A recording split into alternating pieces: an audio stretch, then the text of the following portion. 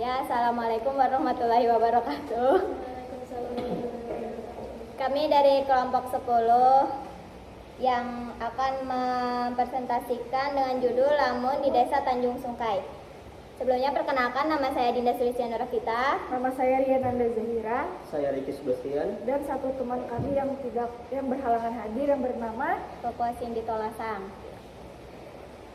Pengertian: Padang lamun adalah salah satu ekosistem yang menyangga berbagai kehidupan di laut. Ekosistem lamun atau seagrass adalah ekosistem perairan dangkal yang memiliki peran penting terhadap keberlangsungan hidup berbagai jenis biota laut, khususnya ikan yang memanfaatkan ekosistem lamun sebagai tempat mencari makan, daerah asuhan, tempat memijah, perlindungan, dan lain sebagainya.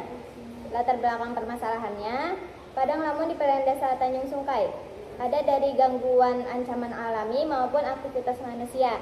Contohnya, ancaman alami itu adanya hama pengganggu. Terus aktivitas manusia dari lokasi permukiman nelayan seperti kawasan fishing ground, lokasi tempat perahu seperti aktivitas labuh jangkar. Mengapa lamun penting? 1. Mendukung keberadaan ikan dan bentos, feeding ground, swimming ground, nursery ground. 2. Mendukung keragaman ikan dan bentos. 3. Mendukung kelimpahan ikan dan bentos. 4. Penyerap karbon di laut atau blue carbon.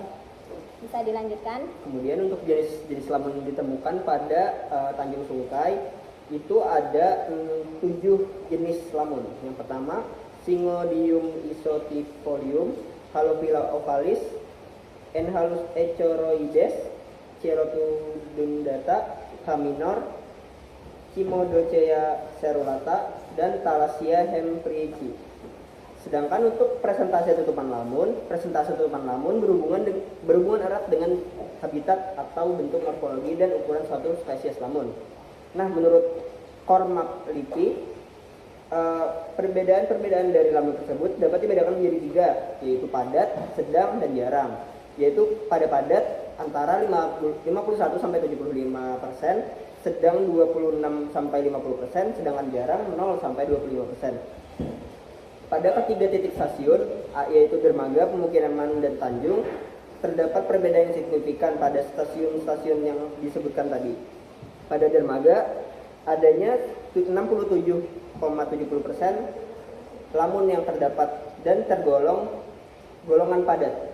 Pada permukiman, terdapat 46,9% yang tergolong sedang, dan pada bagian Tanjung atau stasiun 3 terdapat sebesar 24,9%, di mana ini tergolong jarang. Kemudian hubungan biota dan lamun.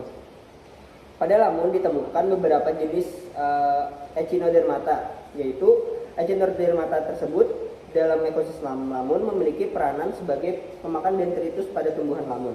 Kemudian hasil penelitian menunjukkan terdapat 4 spesies Echinodermata.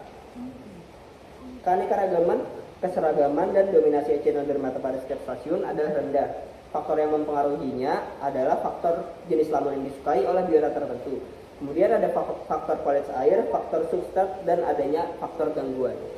Selanjutnya yaitu hubungan biota dan lamun. Pada lamun terdapat biota yang bernama makrozobentos. Makrozobentos dimanfaatkan sebagai bioindikator perairan karena memiliki sifat yang sangat peka terhadap perubahan lingkungan perairan yang ditempatinya.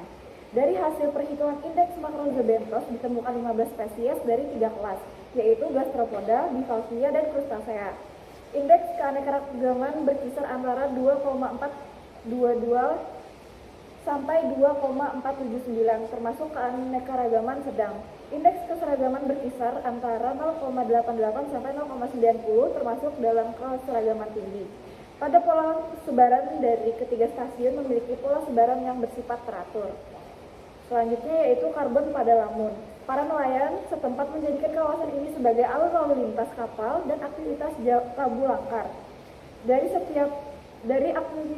aktivitas tersebut memberikan pengaruh dan dampak terhadap ekosistem pada lamun, yaitu sumbang gas karbon. Semakin besar nilai total stok karbon, semakin besar pula kontribusi yang diberikan untuk mengatasi proses perubahan. Total stok karbon lamun yang ada di perairan desa Tanjung Sungkai adalah 517,32 mgc per ha. termasuk dalam jumlah yang besar.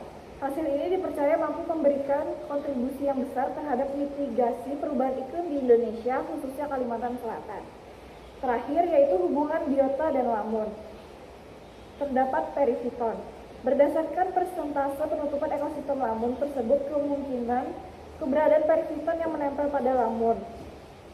Perifiton dapat berperan dalam mempercepat proses pemutusan daun akibat padatnya penempelan perifiton.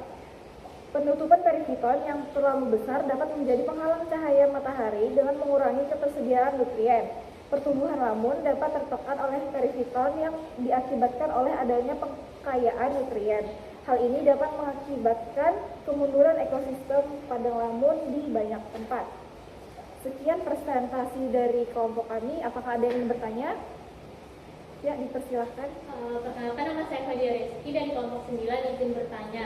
Tadi dikatakan, kenapa tutupan lamun di dermaga lebih tinggi daripada di titik lain? Sekian pertanyaan dari saya. Terima kasih. Terima kasih. Pertanyaan dari saudari Fadia Reski akan kami tampung dulu dan akan kami cari jawabannya.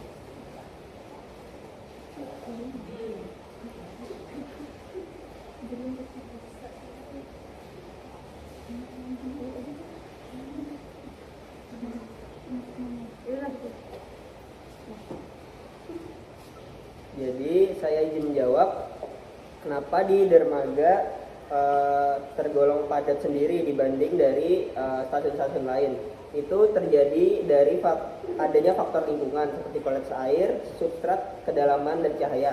Mungkin di daerah dermaga tadi untuk substrat, kedalaman, dan cahayanya itu lebih bagus dan lebih cocok untuk lamun tersebut hidup, makanya lebih padat pada daerah tersebut dibandingkan daerah lain. Apakah sudah terjawab? Dijawab. Baik. Apakah ada lagi yang ingin bertanya mungkin? Oke, terima kasih atas segala perhatian dari teman-teman semua. Terima kasih. Wassalamualaikum warahmatullahi wabarakatuh.